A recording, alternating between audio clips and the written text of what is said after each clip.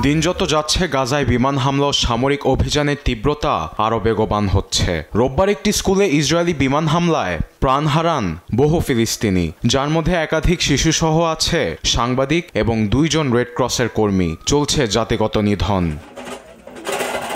এমন পরিস্থিতিতে ইসরায়েলি বর্বরতা রুখে দিতে রোববার মাদ্রিদ গ্রুপ নামে পরিচিত মোট 20টি দেশের প্রতিনিধিরা উচ্চস্তরের আলোচনায় বসেছেন।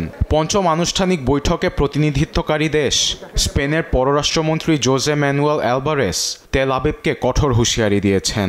ইসরায়েলের উপর নিষেধাজ্ঞার জন্য বিশ্বকে আহ্বান জানান তিনি। আমাদের সবাইকে ইসরায়েলের উপর অস্ত্রের নিষেধাজ্ঞা দিতে হবে, আর তাদের কাছে কোনো মতেই অস্ত্র বিক্রি করা যাবে না। নিষেধাজ্ঞা আরোপ সহ যা কিছুর দরকার এই যুদ্ধ থামাতে তা করা হবে। একই সঙ্গে ইসরায়েল গাজা যুদ্ধ বন্ধে দ্বিরাষ্ট্রীয়করণের উপর গুরুত্ব আরোপ করা উচিত। আবার ফিলিস্তিনের প্রধানমন্ত্রী মোহাম্মদ মোস্তফা গাজায় যুদ্ধবিরতির উপর জোর দিয়েছেন।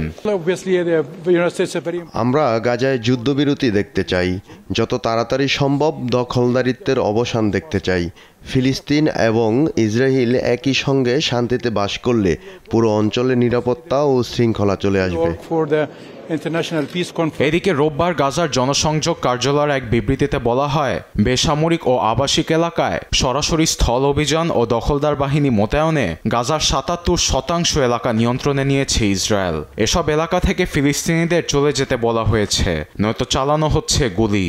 এতে গাজা পুরোপুরি নিয়ন্ত্রণের পথে এগোচ্ছে বর্বর ইসরায়েল। আরবিদ আফসার, নিউজ ডেস্ক, দেশ টিভি।